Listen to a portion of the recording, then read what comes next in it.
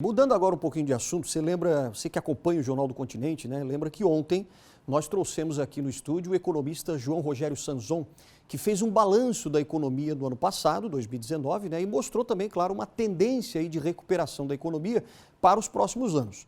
Agora, a gente vai ver como é que está sendo essa recuperação para o setor de bares e restaurantes aqui do nosso estado. Será que está sendo um bom início aí de temporada? A gente vai saber então com o nosso convidado de hoje, que é o presidente da Abrazel, Associação Brasileira de Bares e Restaurantes aqui do estado, Rafael Dabdab. Tudo bem, Rafael? Como é que você está? Tudo bem, boa noite. Obrigado por atender aqui o nosso convite, né? O Jornal do Continente, por falar um pouquinho mais sobre isso. Bom, vamos começar já de forma geral, né? Para os bares e restaurantes, quer dizer, para os empresários, enfim, os empreendedores que trabalham nessa área.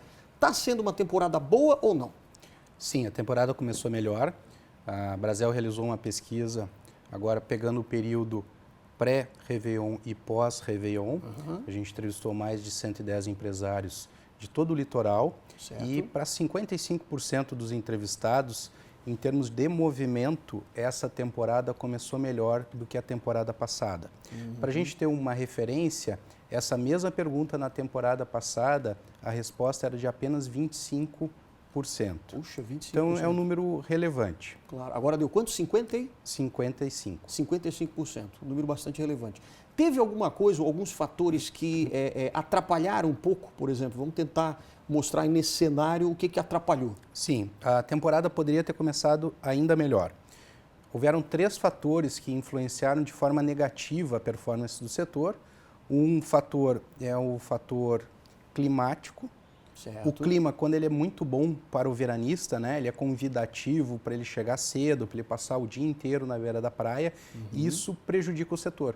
Porque muitas vezes ele opta por fazer a refeição na beira da praia e também ele fica até o final do dia na praia. Ou seja, a chegada do cliente no restaurante para o jantar é uma chegada tardia.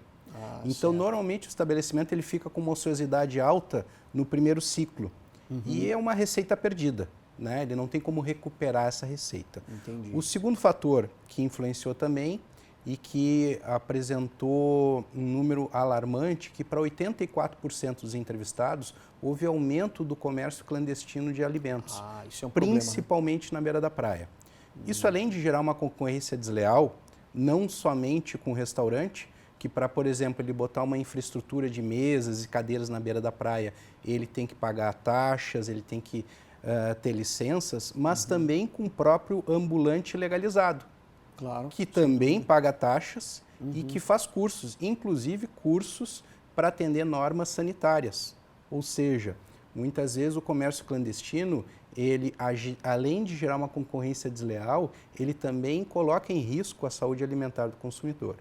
E o terceiro elemento, naturalmente, a questão da crise econômica, que o Brasil está em processo de recuperação, né? Mas se a gente pegar como base a temporada de 2017, já na temporada de 2018, esses 2 principais indicadores econômicos do setor, tanto o movimento quanto o gasto médio, houve uma retração.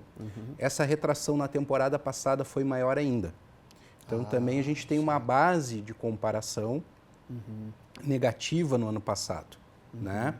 E o segundo principal indicador, que é justamente o gasto médio, ele ainda não está respondendo. Para 63% dos entrevistados, o gasto médio essa temporada está igual ou inferior que a temporada passada. Pior ainda.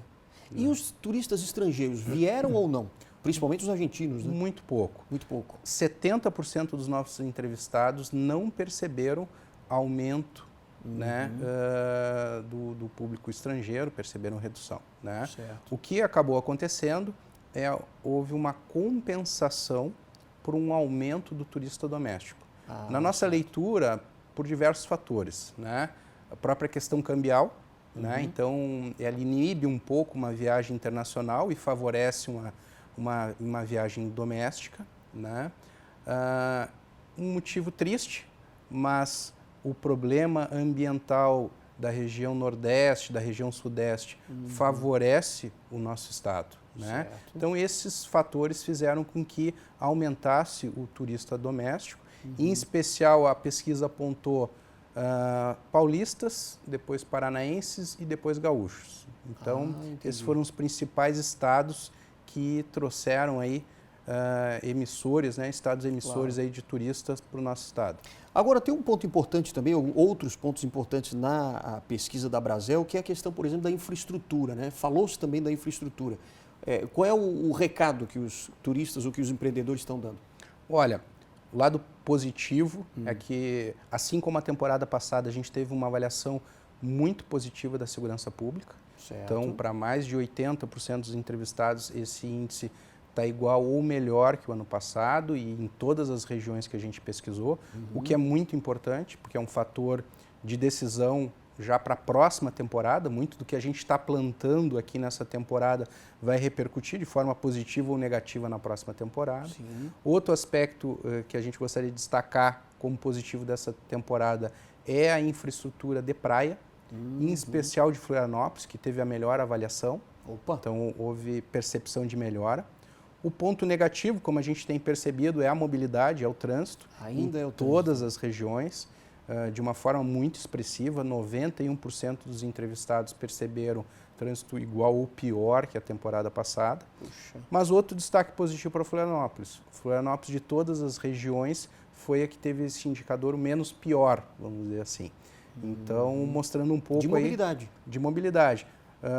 Do próprio trabalho aí, dos investimentos que houveram, principalmente no norte da ilha, com elevadas e tudo mais, já repercutindo aí de forma positiva. E no sul da ilha também, com o acesso novo ali do aeroporto, né? O próprio novo aeroporto também. Sim.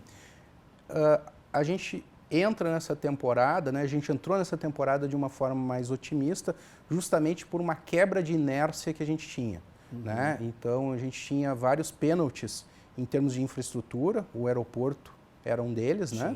E também a gente tem novos atrativos, né? Então a gente veio o sucesso que está sendo a Ponte Hercílio Luz, né? Batendo todas as expectativas, mais de 1 milhão de pessoas, todos os recordes aí de público, né?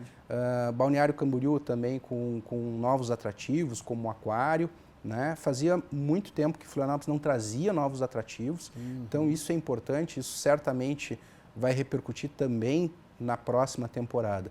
Fato é que o empresário está otimista para o restante da temporada. Que ótimo. 63% dos pesquisados comentaram que acreditam que a temporada vai se confirmar melhor que a temporada passada.